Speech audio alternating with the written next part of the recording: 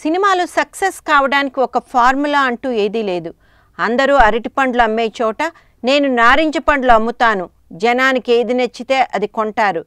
నారింజ పండ్ల కంటే అరటిపండ్లకే పోటీ, రిస్క్ ఎక్కువగా ఉంటాయి. నేను అందరికంటే భిన్నమైన సినిమాలు ఎంపిక చేసుకోవడానికి కారణం అదే. అందరికంటే ఎక్కువ పారితోషికం తీసుకోవాలన్న కోరిక అయితే నాకు ఉంటుంది.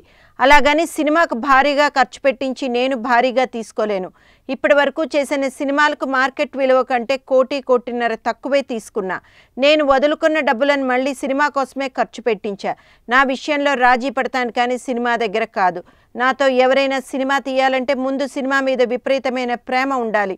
బడ్జెట్ ఎంతైనా పర్వాలేదని వస్తే వెంటనే నమస్కారం పెట్టి పంపించేస్తా. అలాగని బెనహర్ లాంటి సినిమా చేస్తాం, ఉచితంగా తీసి పెడతావా అన్నా తీయను. సినిమాలు సంఘసేవ కోసం చేయను. అలాగని కేవలం డబ్బు కోసము కాదు. కొంత డబ్బు, చాలా ప్రేమ, అందుకే సినిమా. నేనేదో ప్రేక్షకుల నాడిని పసిగట్టేశానని, బాక్సాఫీస్ సూత్రాలను ఔపాసన పట్టేశానని చాలామంది అనుకుంటారు.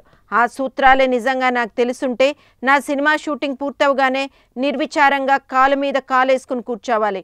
కానీ నా సినిమా విడుదల తేదీ దగ్గర పడుతున్న కొద్దీ అందరికంటే ఎక్కువగా భయపడేది నేనే. అందుకే చివరి క్షణం వరకు సినిమాలో మార్పులు చేర్పులు చేస్తూనే ఉంటాను.